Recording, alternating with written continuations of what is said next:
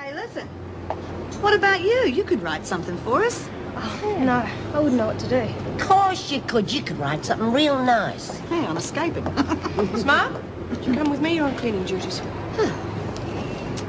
Hey, Sue, see if you can write something about home cures for housemates' needs. Thought you were going out to lunch with Ian? Yes, I'm supposed to be, but I'm having some trouble with Peterson. I think I need help. What kind of trouble? Well, she's supposed to be on cleaning duties, and I found her lounging in a cell. She refuses to do it, says it's all beneath her. Well, you should have taken her straight to Mrs. Davidson. Well, don't you think I tried? She refuses to go. Oh, well, we'll soon see about that. Come on, girls. If she refuses to come, we'll carry her. Thanks, Mrs. Powell. Come on, take it easy. Ian will understand if you're a bit late. Well, there's got a lot more to understand than that. Why? What do you mean?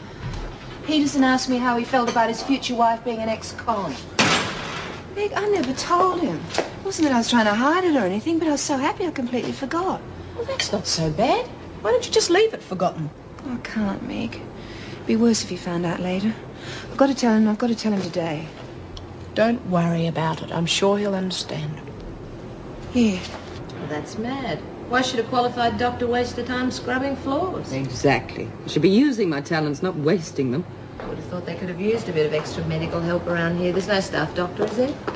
All right, Smart. What do you think you're doing? Nothing, Mrs. Powell. Exactly. Now get on with that cleaning. And speed it up. Right, Peterson. Now, what's all the trouble about? There's no trouble. You refuse to do your assigned work. Of course. You're coming to the governor's office now, and I don't want any trouble. That's all right. I'm not feeling tired anymore. I'll be glad to accompany you. Oh, shall we go?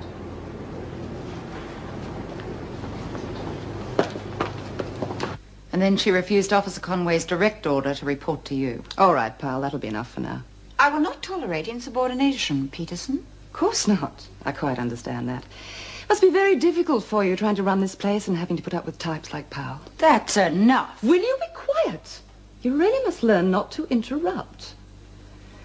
Of course, I understand your problems, Mrs. Davidson. It's never easy dealing with subordinates. Although, of course, I do realize that these menials are necessary for running a place of this type. Menials? Silence! You know, I was thinking while I was having my rest this afternoon, you could do with some help to keep the women in line.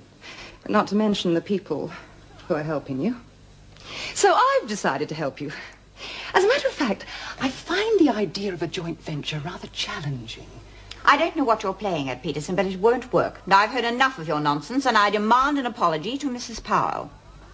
An apology? You are in enough trouble already. Don't make things worse for yourself. Oh, I see. You have to say these things. You feel you can't accept my offer of help in front of the staff. I think you should, you know. People get quite uncomfortable if they sense that things are being kept from them. Yes? What is it?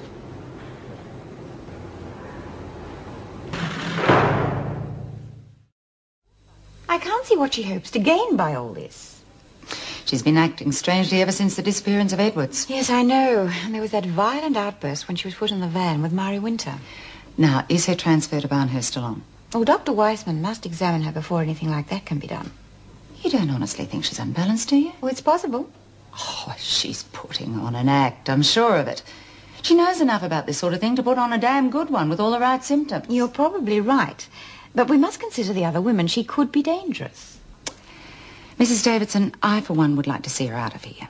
As far as Dr. Weissman goes, well, it didn't take B. Smith too much to fool him, and this one's a lot smarter. Nevertheless, she must be examined before we can make any decision.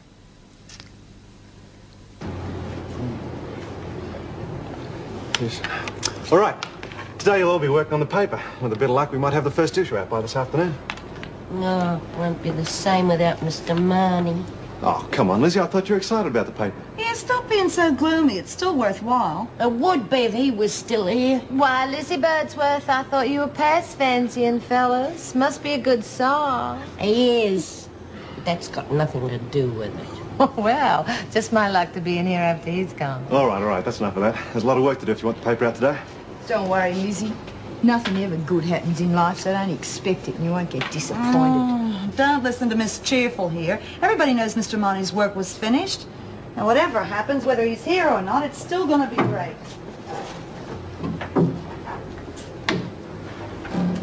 All right, ladies, let's get to it. Brian, you're the editor, so take over. Right. Well, anyone written articles? Could I have them, please? Yeah, I've already seen yours, Margot. Why don't you just set up the press? Gee, thanks. All my life I've wanted to set print. Now's my big chance. God, Margot, why do you always have to take the fun out of everything? You call this fun? Well, some of us do. Why don't you try and help instead of knocking all the time? All right. God, you're like a bunch of kids. Brenda, come here, love. Yeah? Now, do you seriously believe anyone's going to read this without laughing? It isn't meant to be funny. Oh, I can tell that.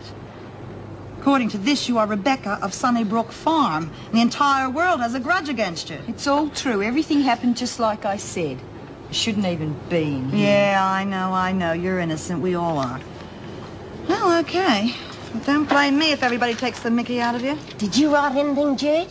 Yeah, I wrote the whole Jock Stewart story from go to woe. I'm going to tell it exactly as it is, not that anyone will listen to me.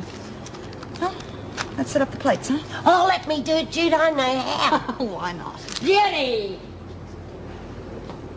I hate to use the old cliche, but I think Ian's going to be very good for Janet. She hasn't stopped laughing since they met. Well, in a marriage, that's pretty important. We old hands know that, don't we? Oh, hell, I'm sorry, Meg. I didn't think. No, don't worry. It's a fact of life now.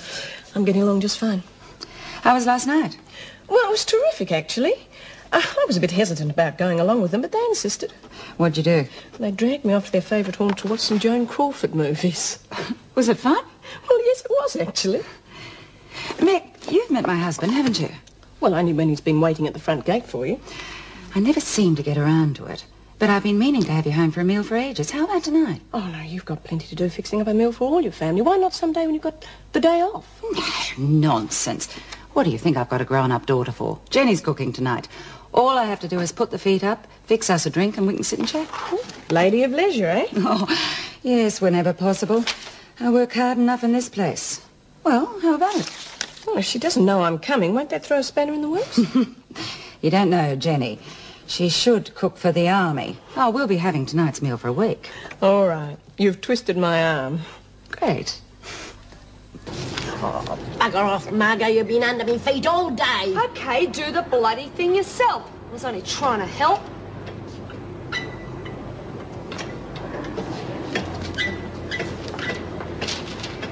I want to congratulate you. I never thought you could get these women to do it. I thought you thought it was a stupid idea. Women seem to follow your lead. You handle them well. Thanks. I have a proposition to put to you. I should have known you wouldn't have flattered me without a reason. How does a partnership sound? What? If we join forces, we could run this place very successfully. My brain power and your leadership. A kind of two-headed top dog. I don't believe I'm hearing this. Why, with the two of us, even B. Smith couldn't hold out against us. We could call the shots. That is the correct term, I believe, isn't it? Look, Kate, I don't even like you. Whatever put it in your head that I'd be interested in a stupid scheme like that? I don't particularly care whether you like me or not. I'm not suggesting friendship. This is purely a working relationship. I don't think you're listening to me. Let me put it another way. Shove off. Get away from me. I don't want to have anything to do with you. That's not a very wise decision, Bryant. I'm not so easily dismissed. I'm scared to death. If you offend me, nasty things are liable to happen. Remember Gaffney? How soon do you think the paper will be coming off the press? Any minute. Good. The governor should be here for this.